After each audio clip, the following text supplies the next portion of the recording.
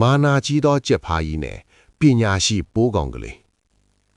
တခါတော့ကတာယာလာတဲ့လေတော်အုပ်လေးတစ်ခုမှာအလော်လှပပြီးခန့်ညားတဲ့ကြက်ဖားကြီးတစ်ကောင်ရှိပါတယ်သူ့ရဲ့အမောက်ကရဲရဲနီနီးပြီးအမီးတွေကလည်းအယောင်တလက်လက်နဲ့ပေါ့သူကနေ့တိုင်းမနက်စောစောအတန်ကုန်ဟစ်ပြီးတော်လေးရှိပါတယ်သူတော်မှနေမင်းကြီးထွက်လာတာလို့သူ့ကိုယ်သူယုံကြည်နေပြီးအင်မတန်မာနာကြီးရှာတယ်တနေ့တော့ကြက်ဖားကြီးဟာခြံဝင်းထက်မှာလမ်းလျှောက်ရင်မြေကြီးပေါ်ကတစ်ရွက်6လေးပေါ်မှာနားနေတဲ့ပိုးကောင်ကလေးတစ်ကောင်ကိုတွေ့လိုက်ပါတယ်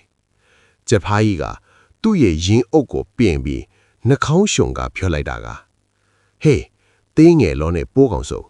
မင်းကငါခြေတော့အောင်မှာဖုံမုံလောက်တောင်မရှိပါလားငါကတော့ဒီလောကမှာအလှဆုံးနဲ့အားအရှိဆုံးပဲငါရဲ့တွန်းတန်းကတရွာလုံးကိုနိုးထားစေတာကွာမင်းကတော့ဘာအထုံးကြလို့လဲလို့မထီမမြင်ပြောလိုက်ပါတယ်ပိုးကောင်ကလေးကစိတ်မဆိုးပဲအေးအေးဆေးဆေးပဲပြန်ပြောပါတယ်အိုးကြက်ဖားကြီးခမည်းမှာလှပတဲ့အမွေးအတောင်နဲ့ကျဲလောင်တဲ့အတန်ရှိတာကိုကျွန်တော်အတိအမှတ်ပြုပါတယ်ဒါပေမဲ့လောကမှာတတ္တဝါတိုင်းမှာသူ့တန်ဖိုးနဲ့သူရှိကြတာပဲမဟုတ်လား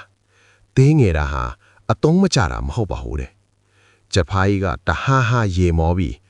ဒါဆိုမင်းကဘာလုပ်နိုင်လို့လဲငါလိုပြန်နိုင်လား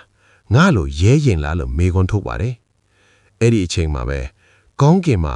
စွန်ရဲကြီးတစ်ကောင်ဟာကြက်ဖားကြီးကိုတုတ်ဖို့ဝဲနေတာကိုပိုးကောင်ကလေးကမြင်လိုက်ပါတယ်ကြက်ဖားကြီးတတိထား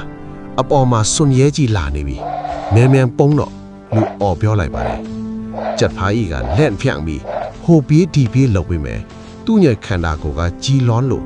အမွေးအတောင်တွေကရှုပ်နေတာကြောင့်ခြုံဝတ်ထဲကိုအမြန်မဝင်နိုင်ဖြစ်နေပါတယ်ပိုးကောင်ကလေးကတော့တီးငယ်တဲ့အတွက်တိရွက်အောင်မှာခဏလေးနဲ့ပုံးရှောင်သွားနိုင်ပါတယ်နောက်ဆုံးမှာတော့ကြက်ဖားကြီးဟာကောက်ရိုးပုံတွေကိုအသေးအတန်တိုးဝင်ပြီးမှလွတ်မြောက်သွားခဲ့ပါတယ်စွန်ရဲကြီးထွက်သွားတော့မှကြက်ဖားကြီးဟာကောက်ရိုးပုံတွေကဖုံးတော်နဲ့ထွက်လာပါတယ်သူဟာအယမ်းရှက်သွားပြီးပိုးကောင်ကလေးကိုကြည့်ကပြောလိုက်ပါတယ်ငါမှားသွားပါပြီပိုးကောင်လေးရာကိုအထင်ကြီးပြီးတခြားသူကိုအထင်သေးခဲ့တဲ့ငါရဲ့မာနဟာငါကိုအန်ဒီရဲ့ဖြစ်စေခဲ့ပြီမင်းရဲ့သေးငယ်မှုကမင်းကိုဘေးကန်းစေတယ်လို့ငါကိုလည်းတတိပေးနိုင်ခဲ့တယ်အဲ့ဒီနေ့ကစပြီးကြက်ဖားကြီးဟာမာနမကြီးတော့ပဲခြံလေးကတရင်ဆန်လေးကြီးအားလုံးနဲ့တင့်စွာနေထိုင်သွားပါတော့တယ်